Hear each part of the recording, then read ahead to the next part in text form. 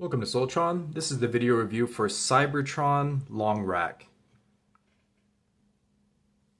And here's how he scales with the Voyager. So I guess there is some truth to the fact that deluxes have been shrinking because he is in bulk about the same size as this Voyager figure. I would say the quality of this Voyager of Override is actually better than Longrack for a few reasons.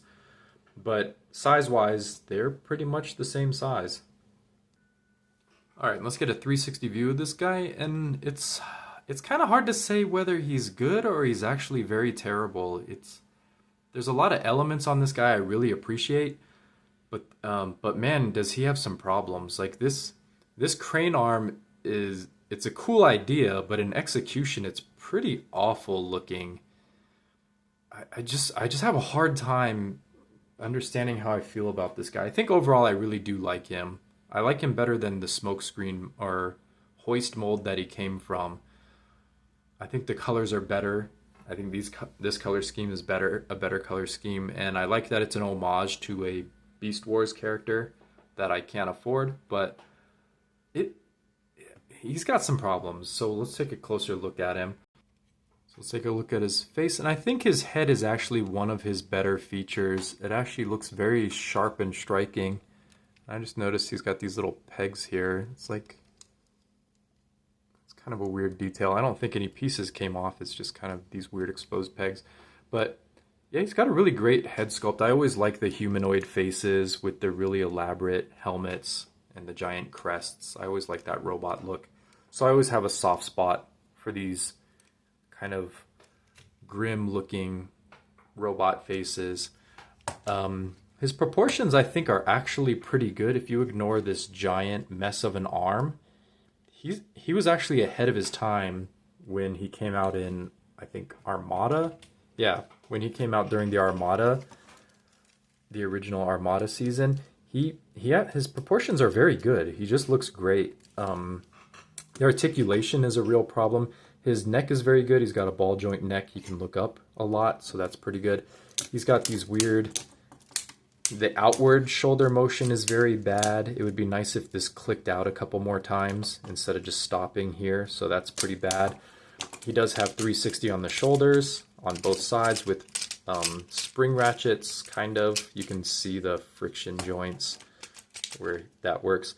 He does have bicep swivel here, and he's got this weird elbow that goes this way. So it doesn't bend the way you would expect, which is not great. You definitely want the elbow to be here. And then he does have like these articulated fingers for transformation, and he's got like a minicon port here. So he's got a lot going on, and I guess you could pretend this is like a cannon, so that's cool. But he can grab minicons, so that's actually a cool play feature, is you could put a minicon in his hand, and it looks like he's grabbing it. That's pretty awesome. He does have like this weird joint here, and you can kind of control it from this giant whatever this is. I thought this is where you put the Cyber Planet key, but no, that actually goes right here.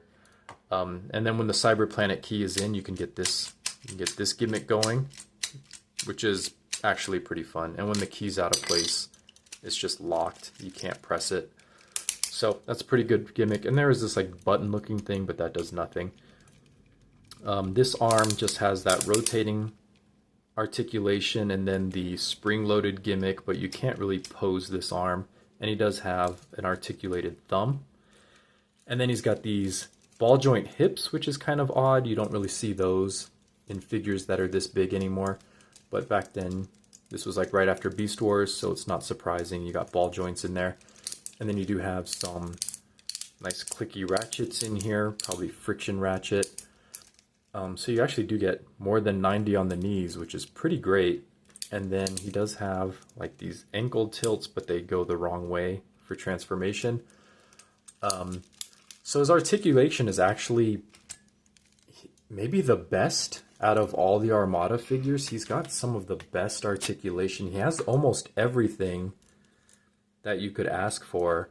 Oh, he's also got like a waist swivel. So he's got pretty much every bit of articulation. He checks all the boxes. I think just this elbow is annoying. I'll probably customize that so he can bend his elbow the correct way.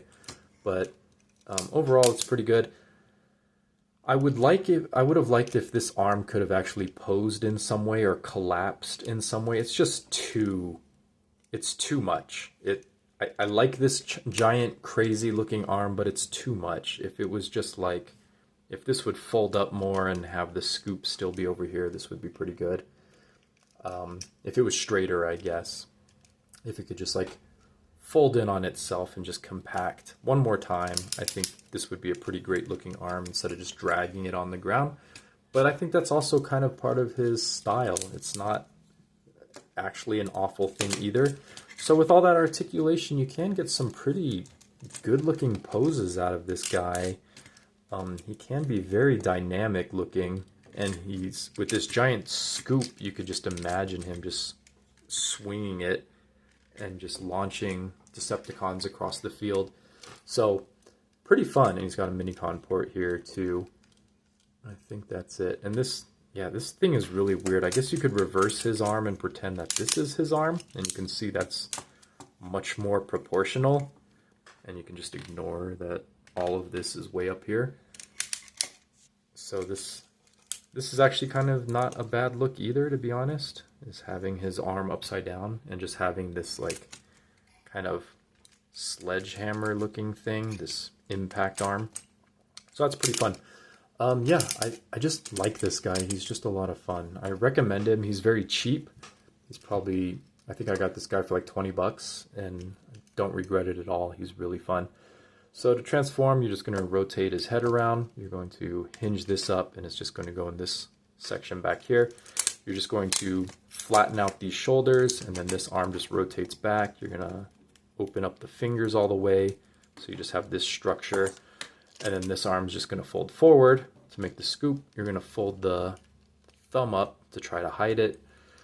And then he does an interesting thing with his leg treads, which I always love treads on the legs.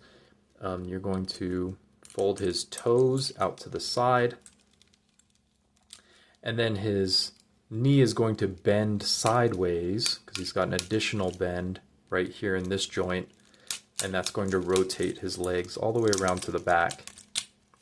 And then you get this kind of like cool spiked grinding looking effect in front of his vehicle mode. And then you basically just smooth these two pieces together and they friction together. And there you have his vehicle mode. I feel like this arm's not wanting to collapse all the way. Oh, there it goes. Okay. So that's a pretty good looking steam shovel. It's definitely not realistic, but it's more of a like Cybertronian futuristic Earth hybrid vehicle. So that's pretty cool. He still does have the rotation here, so you can get some convincing construction going on.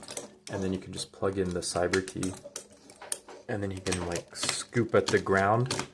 And I think this is where a lot of that arm sacrifice was made, just so he can get this scooping thing going. Unfortunately, the scoop doesn't really work. It doesn't actually drag along the ground and scoop anything up. But I guess if you're determined, you could take that to a sandbox and make it work, I guess. But yeah, that's just want to do a quick review of this guy. Highly recommend him. You don't see videos about him anymore because he's so old, so I thought I would just do one that's in slightly better definition than the 90s or 20 years ago, I guess. But yeah, highly recommend, and I'll see you in the next one.